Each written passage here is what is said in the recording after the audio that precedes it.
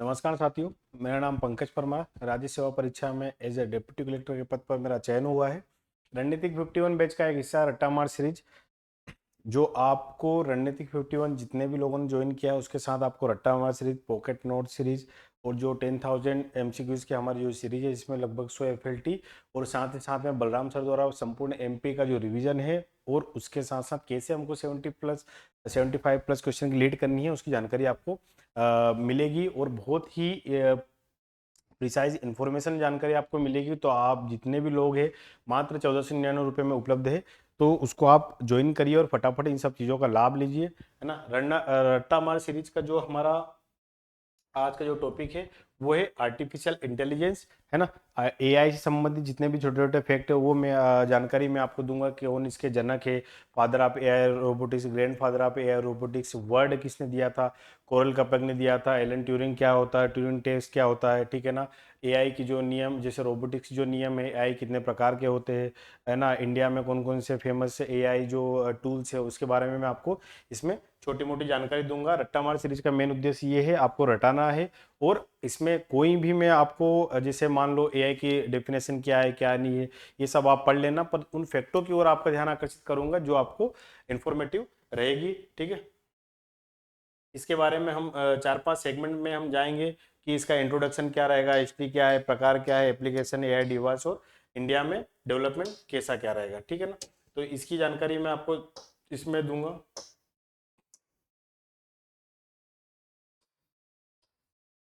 है ना। जैसे इंट्रोडक्शन में अगर हम जाएंगे तो जैसे डेफिनेशन भी जो आएगी, कृत्रिम रूप से जो बौद्धिक क्षमता विकसित की गई है, मतलब कृत्रिम, है ना। आर्टिफिशियल AI का जो मीन है आर्टिफिशियल और इंटेलिजेंस, इसका जो डेफिनेशन बनेगा कि कृत्रिम रूप से विकसित की गई बौद्धिक क्षमता, ये आपको मिलेगी, है ना। कृत्रिम रूप से विकसित की गई बौद्धिक क्षमता। अब जो इसके जो जनक है ना, कौन है इसके जनक, AI के जो जनक है वो जॉन मैककार्थी है। इसका नाम आपको याद रखना है, बहुत ही मतलब इंपॉर्टेंट फैक्ट है। तो को इसके जो AI के जो जनक है वो कौन है, जॉन मैककार्थी, है ना। AI के विकास के हम बारे में करेंगे तो 1950 में एलन ट्यूरिंग द्वारा ट्यूरिंग टेस्ट किया गया है। ट्यूरिंग टेस्ट किससे संबंधित है, ये आपका फैक्ट हो गया। किससे संबंधित, तो ये AI संबंधित है। तो 1950 में एलन ट्यूरिंग द्वारा ट्यूरिंग टेस्ट किया गया था। अगला जो हमारा फैक्ट है वो क्या है कि 1956 में जॉन मैककार्थी ने किसको किया गया, 1950 में जॉन मैककार्थी ने AI शब्द को, जो वर्ड जो है, जो AI जो वर्ड है, इसको इंट्रोड्यूस किया गया था 1956 में जॉन मैककार्थी ने करा था, इसीलिए जॉन मैककार्थी को AI का जनक कहा जाता है, ठीक है ना। 1960 में AI से संबंधित दो प्रोग्रामिंग लैंग्वेज है, वो कौन सी है, एक LISP और दूसरी प्रोलॉग है। ये दोनों ही जो प्रोग्रामिंग लैंग्वेज है ये आर्टिफिशियल इंटेलिजेंस से संबंधित है। तो 1956 में जॉन मैकार्थी ने प्रोग्रामिंग भाषा LISP का जो विकास है, ये हाई लेवल लैंग्वेज है जो आर्टिफिशियल इंटेलिजेंस और फिफ्थ जनरेशन की ये जो लैंग्वेज है वो फिफ्थ जनरेशन की जो लैंग्वेज है। जब आप कंप्यूटर की हायरार्की में पढ़ोगे तो जनरेशन के बारे में पढ़ोगे तो ये फिफ्थ जनरेशन की जो लैंग्वेज है।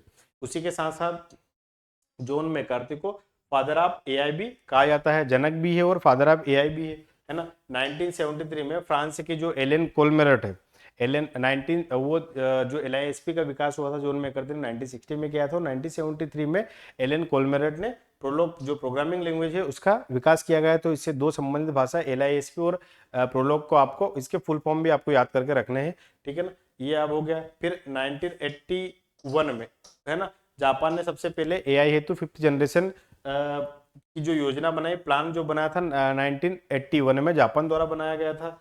अगला जो हमारा फैक्ट है, इसमें हमको जो फैक्ट है लगभग 5-6 फैक्ट आपको यहाँ पर देखने को मिल गए होंगे, ठीक है ना। अगला जो हमारा फैक्ट है वो क्या है कि 1997, ठीक है, कि एक डीप ब्लू नाम की जो कंपनी थी, 1997 में एक डीप ब्लू नाम की जो कंपनी थी, उसने तत्कालीन विश्व के जो सबसे शतरंज का जो मेन व्यक्ति था गैरी कैस्परो, उसको हराया था AI के द्वारा, ठीक है ना। 2010 में एक डीप माइंड ब्रिटिश कंपनी है ना, ब्रिटिश कंपनी की स्थापना, डीप माइंड ब्रिटिश कंपनी की स्थापना हुई, जिसे 2014 में गूगल ने खरीद लिया। डीप माइंड जो है AI संबंधित कंपनी है, 2010 में इसकी स्थापना हुई थी, ठीक है ना। फिर 2014 में इसको गूगल डीप माइंड जो है गूगल की एक कंपनी ने उसे खरीद लिया था, है ना। इसकी हिस्ट्री के बारे में हम पढ़ रहे हैं कि क्या क्या होता है। फिर इसमें जो वॉइस के जो वर्चुअल वॉइस असिस्टेंट है इनके बारे में 4-5 आपको नाम याद कर रखना है। जैसे एप्पल का सीरी हो गया, है ना, अमेजन का एलेक्सा हो गया, गूगल का है ना, सैमसंग का बिक्सी हो गया, है ना, एयर कोर्टोना हो गया, ये सब एआई वर्चुअल असिस्टेंट है। तो इसके बारे में यहाँ से यहाँ तक ये दे रखा है, ठीक है ना। एप्पल का सीरी हो गया, अमेजन का एलेक्सा हो गया, है ना। 2016 में गूगल डीप माइंड द्वारा अल्फागो नाम का एक प्रसिद्ध खिलाड़ी सी रेडल को हराया, ठीक है ना। ये सब एआई बेस्ड है। इनकी हिस्ट्री के बारे में बता रहा है, पर वर्चुअल वॉइस असिस्टेंट के नाम के बारे में आपको याद करके रखने हैं। 2016 में ह्यूमनॉइड रोबोट सोफिया, जिसे डेविड हैंसन की कंपनी हैंसन ने बनाया था, ठीक है ना। सोफिया रोबोट को इंट्रोड्यूस हमारे भारत में भी हुआ था। जैसे भारत में व्योम मित्र है, गगनयान इसमें जाएगा, इसरो ने इसको बनाया था। इन सब की जानकारी आपको मिलेगी, है ना। 2017 में माइक्रोसॉफ्ट ने रियल टाइम एआई हेतु प्रोजेक्ट ब्रेनवेव, है ना, प्रोजेक्ट ब्रेनवेव किससे संबंधित है, तो वो माइक्रोसॉफ्ट से संबंधित है। ये फैक्ट पे आपको ध्यान यहाँ पर रखना है। 21 अप्रैल 2017 में सैमसंग द्वारा जो बिक्सी एआई है ना, वर्चुअल वॉइस असिस्टेंट है ना, एआई बिक्सी को लॉन्च किया गया है। तो किसके, इनकी कंपनियों, पेरेंट कंपनियों के नाम आपको याद करके रखना है। एआई के जो टाइप्स हम जाएंगे तो 6-7 टाइप है, उसमें जिनके नामों के बारे में आपको बता दूंगा, डिस्क्रिप्शन इसके जस्ट बाद बता दूंगा। पूर्णतः प्रतिक्रियात्मक, है ना, सीमित स्मृति, मस्तिष्क सिद्धांत, आत्मचेतन, कमजोर एआई और सुपर एआई, ठीक है ना। ये 6 नाम आपके हो गए। पूर्ण रिएक्टिव जो रहता है, ये पास्ट की जो फ्यूचरिस्टिक जो डेटा है उसको नहीं रखता है, करंट में क्या चल रहा है उसके हिसाब से इसको रिएक्शन देना है। दूसरा हमारा जो है सीमित मेमोरी स्मृति, मतलब ये बहुत कम ही मेमोरी स्टोरेज करके रखता है। जैसे सेल्फ ड्राइव कार हो गई, तो वर्तमान में जैसे आगे आगे बढ़ती जाएगी, वहां पे आगे पीछे क्या चल रहा है सिर्फ उसी का डेटा, रिकॉर्ड पास्ट में क्या गया उसका रिकॉर्ड बिल्कुल नहीं रखता है, सीमित मेमोरी हो गया। दूसरी हमारा हो गया आत्मचेतन, इन्हें हम सुपर इंटेलिजेंट मशीन कहते हैं। मतलब ये खुद से, जैसे हमारा ब्रेन, न्यूरल ब्रेन काम करता है, वैसे आत्मचेतन मतलब करेगी कि भविष्य में क्या हो सकता है, पास्ट में हमने क्या करा, उससे सीखना इसका काम है।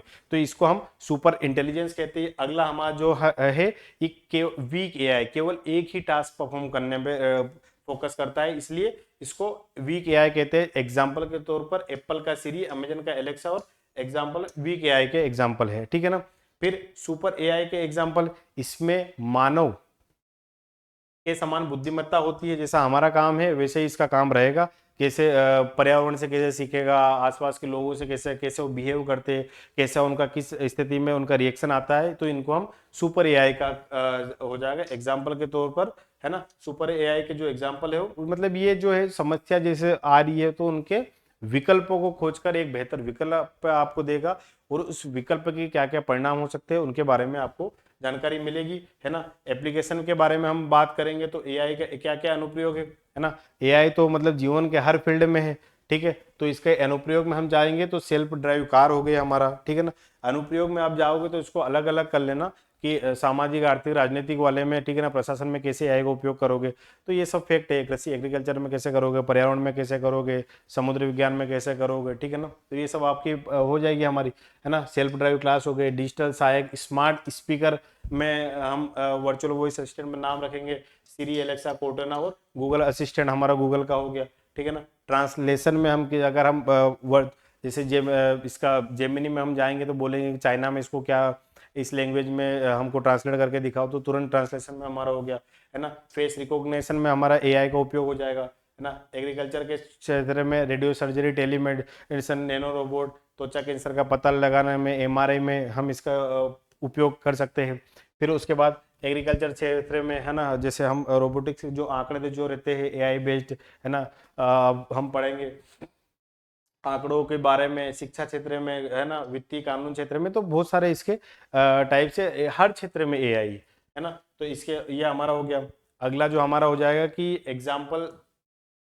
एग्जाम्पल इसके जो है मेन है, जैसे एप्पल का सीरी, तो इसमें आपको क्या याद कर रखना है, इसकी पेरेंट कंपनी एप्पल है, उसका जो प्रोडक्ट है वो सीरी है। कब लॉन्च हुआ, तो ये 2011 में, है ना। पर्सनल वॉइस असिस्टेंट, ये आपको नाम याद कर रखना है। टेस्ला कार कब, 2003 में, है ना। सेल्फ ड्राइव कार है, एलन मस्क है। तो इनकी पेरेंट कंपनी के साथ साथ इसके संस्थापकों की ओर भी थोड़ा सा ध्यान रखना है। एलेक्सा जो है ना, किसका है, अमेजन का वर्चुअल वॉइस असिस्टेंट है। गूगल असिस्टेंट जो गूगल मैप है जो, ठीक है ना, 2005 में, ये आपको याद करके रखना है, ईयर याद कर रखना है। तो ये क्या है, गूगल मैप क्या है, वेब मैपिंग सर्विस है, ठीक है ना। तो इसकी पेरेंट कंपनी को गूगल द्वारा विकसित एक वेब मैपिंग सेवा है। ये वर्ड आपको याद करके रखना है इसमें, ठीक है ना। अन्य जो हमारा भारत के जो एआई जो है वो कौन कौन से है, भारत के एआई डिवाइस के जो एग्जांपल है उसमें सबसे फेमस जो एग्जांपल है 4-5 जो हम रखेंगे, व्योम मित्र हो गया, लक्ष्मी हो गया, बैंकिंग रोबोट हमारी हो गई।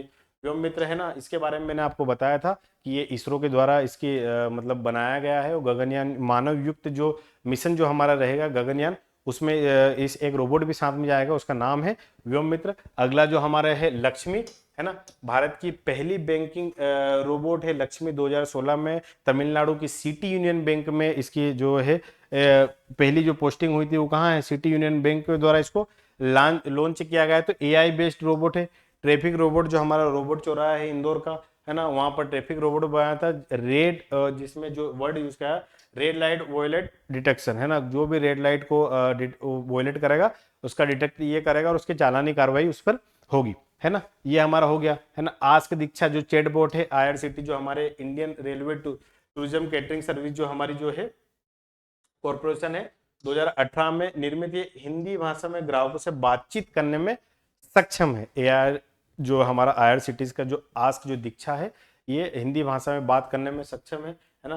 फसल उपज पूर्वानुमान मॉडल में किसानों को बेहतर वो उपयोग तो इसके बहुत सारे हो गए। तो इंडिया के जो हमारे जो एग्जाम्पल है वर्तमान में करंट, जब आप मैगजीन पढ़ोगे तो उसमें जो करंट वाले जो एआई बेस्ड रोबोट है यही आपको ध्यान करके रखना है कि एक्चुअल में इसमें आपको याद करके क्या रखना है उसके बारे में हमको सबसे पहले देखना है कि जनक कौन थे, फादर ऑफ एयर रोबोटिक्स, इनकी प्रोग्रामिंग लैंग्वेज इसमें कौन सी यूज होती है, कौन सी जनरेशन की है, ठीक है ना, कौन सी इसके मैकेनिकल चीज़ें हैं, ठीक है ना, कंप्यूटर इलेक्ट्रिकल और हमारा मैकेनिकल चीज़ों में, ठीक है ना, soft robotics hard robotics. Robotics में जाएंगे तो इन सब चीज़ों के बारे में हम पढ़ेंगे। सबसे पहले तो विश्व लेवल पर कौन कौन से रोबोट है, भारत में कौन कौन से रोबोट है, इन सब के बारे में पढ़ेंगे। सबसे ज़्यादा तौर पर आपको एग्जाम्पल, उनकी पेरेंट कंपनी, ईयर कब बना, उनका पर्पस क्या है, बनाए क्या, क्यों बनाया जा रहा है, इन सब 4-5 चीज़ों के सेगमेंट के बारे में पढ़ने के।